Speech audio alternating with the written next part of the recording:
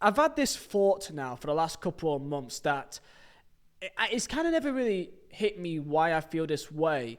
However, I think I found out the reason why. And that is that for me as a Burnley fan this season, despite the fact we've been doing pretty decently well, quite well, we're third in the league and we've only lost 2 games all season, there's this weird feeling that I just feel this disconnect to not the club, not the players, but just to the league, I guess. And I kind of always wondered why.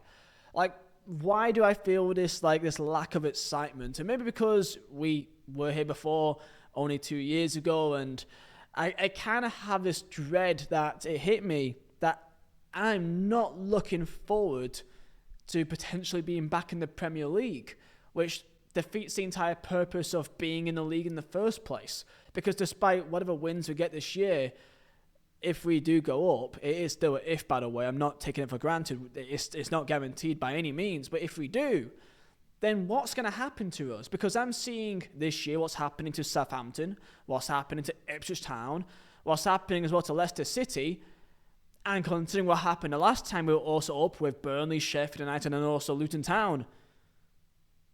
I'm not looking forward to it at all. But I want to bring this forward to you, and I want to ask you a question. Do you think the gap between the Premier League and Championship is that big? Because there's a caveat to it, right? And that is, well, look at the teams that are literally 3rd and 4th in the Premier League, which is Nottingham Forest and AFC Bournemouth, right?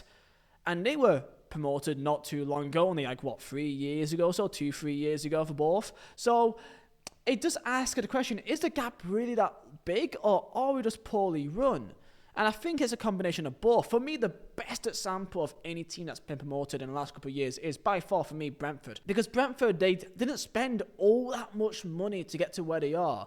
Even to the team that got promoted in the first place, their team is relatively still quite similar to the team that got promoted initially. They still got many of the players that were still there back in that time period, which is a massive credit to the previous recruitment that they had in the lower leagues. So Brentford, for me, is the perfect example that even without a massive sum of money, they got some money, of course, but not too much, that you can become a Premier League side without an incredible amount of money. Something that, of course, teams like Nottingham Forest needed. They needed to spend all that money to build a squad good enough. Because when I look at the table right now in Premier League, we're now at the halfway stage. The 3 teams that went up are the same 3 teams that are right now in bottom 3. The same story happened last year as well. So let's look to the Championship, right?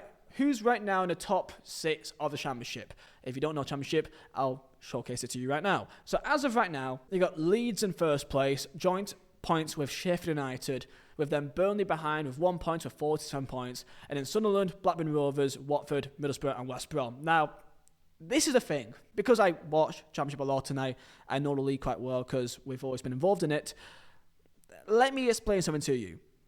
Not one single team that goes up in the Championship this campaign is staying up next year. Not one team. I can tell you this as a guarantee. The only team that can maybe stay up is maybe, if they spend a lot of money, maybe Leeds. Sheffield United, for me, is worse than the team they were when they got promoted. I can say the same thing for the Burnley team as well. Burnley right now, to explain, if you don't know, Burnley is basically gone the opposite direction completely to Company, where we were a free-flowing attacking team, but we were very, very wary of being counted on, and we were very open at the back, and we took a lot of risk out from the back. Now we've gone the complete other direction, which right now Burnley is the best team in the country defensively. We've conceded 9 goals in 23 games. That is a marvellous stat, okay? So the lowest goals conceded in the entirety of 1992. So we've gone from being just wide open but free-flowing attacking football to now being very structured, rigid, but can have a better game management. And that means that the games can be maybe a little bit more boring, maybe a little bit more, less goals in the game. However, we're a lot more tactically sound in terms of hitting teams on the break and taking out opportunities. And defensively, we're rock solid, basically. Maybe that should suit us better for if we were to go up. I just think when I look at the quality of the actual team in terms of man-to-man, I would say the squad we have now is worse than the team that we had when we went up, especially in attacking areas as well. We're still playing the likes of Jay Rodriguez, who's 50 now up top. I just don't think he'll cut it. Wingers, Jadon Anthony and Hannibal, I just don't think they'll have it for the Premier League. And that's why I got this weird feeling that, okay, well, we can bring in players, but under Scott Parker, do I see us staying up again? I just can't see it unless if, I don't know, some minor miracle happens. And that's why I can't really get excited. For me, Sunderland and Blackburn is like the prime teams that gives me the example of where the championship is at. It's not a good championship this season. It's not. The quality this year is not that good at all. For me, Burnley has not played that well for mini games. We're playing a bit better now, but mini games we've not played well, and we're still third in the goddamn league. Sunderland are a team of a lot of very young players, basically. It's a young team from player side, from overseas, to all bundled together to form this pretty exciting team, and they've got some good little players here or there, but it's by no means even close to a finished product. And if you put this Sunderland team, even if you add 4 or 5 new players to it right now, around a similar kind of level, they'll stand no chance in Premier League for me. Like, not even a chance. And that's kind of where I feel with the Championship and Premier League. There's such a massive gap. And people still are adamant that the Championship is the most entertaining league in the world. And that is because, typically on a week-by-week basis, typically anyone can really beat anyone. And that is relatively true. Because I find that the quality between the lower level and to even the near top of the Championship is really not that far apart. And there's teams on the lower half that can really, on their day, get a scalp against a team, that's 8th or 5th or 4th. And it's quite funny because you could basically look at Championship on really any time of the season and say that, yeah, Bristol City and Preston are probably still 11th or 10th to like 13th at all times. And the funny thing is, even as recording, Bristol City are 11th and Preston are currently 13th. It's kind of incredible that despite this being known as the most entertaining league, the most random, unpredictable league in the world, Preston and Bristol City are always in the perfect mid-table pack. It's actually impressive how they keep doing this. However, there has been one kind of difference when it comes to the typical, well, the teams that go down always come back up, because even though Sheffield United are first and Burnley are third, Luton Town has had a really poor season so far, and they are currently 18th, with a bit more form in the last couple of weeks, but they had a very torrid time. Why is that? Well, defensively, they've had a lot of issues, especially with injuries. They've not really had an actual clear and sure thing defence for a large chunk of this campaign. And maybe there's a part of a mentality shift where Luton, for basically the last decade, has always been the team, the underdog, and I think now they're seen as the big dog now, because now they're seen much more of a scalp. So teams have now got a different mentality how they play against Luton Town now. And I think that may change how they set up against other teams. And I think that switch in mentality, it can take a bit of time to get used to, because now you're seen as the big game. And I think that's played a factor this campaign. Unfortunately for the likes of Wayne Rooney, it's still not been a good time. Not only are Plymouth Argyle bottom of the league, but also with a minus 27 goal difference.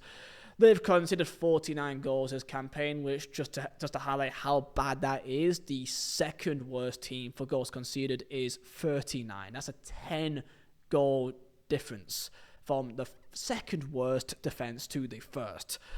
That's big. And if you're curious, that is also Luton Town, which is surprising to hear, because you typically would think of Luton Town being a very rough, good defence team that's good on set pieces.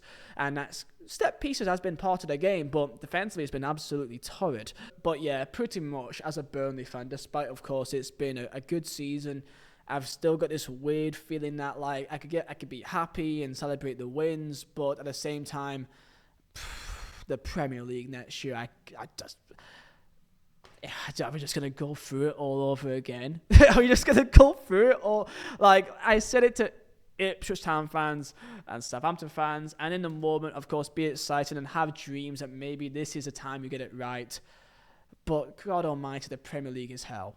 Because it is it's such a big gap. It's such a big gap. Hence why Nottingham Forest had to spend 150, 200 million to get a team good enough. And they almost still went down 2 years in a row. Until the third year, they finally got something clicking with their squad. And as I said, the best example of a team that has really gone up to Premier League recently and just completely shown everyone how it's done is Brentford. And fair play to them for that. And well, Southampton, they're just, they're a complete mess.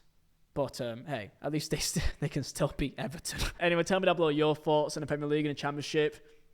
with how much money gets put into the Premier each year, for me the gap is just going to get wider and wider and wider with each year. The teams that do stay up, the Palaces, the Wolves, the I guess who else is down there, the Brentfords, the Forest, the Bournemouth, like they're just going to get better. That's why you're seeing Spurs in 12th, you're seeing United in 14th, you're seeing West Ham in 13th, because the teams that are typically the big teams that has money, having a lot of money really means nothing anymore, because everyone has money now. If you're in the league for 3-4 years, you've got money too.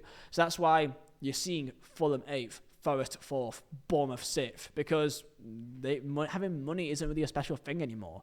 Like, that's why when Newcastle got a ton of money, well, that doesn't mean much because everyone else has money too. So that's just kind of where I sit with it. I still can't get too excited about the idea of get promoted, but then that feels dumb, because then what's the point of it? But that always going to be stuck in a cycle where Burnley just goes up and down forever.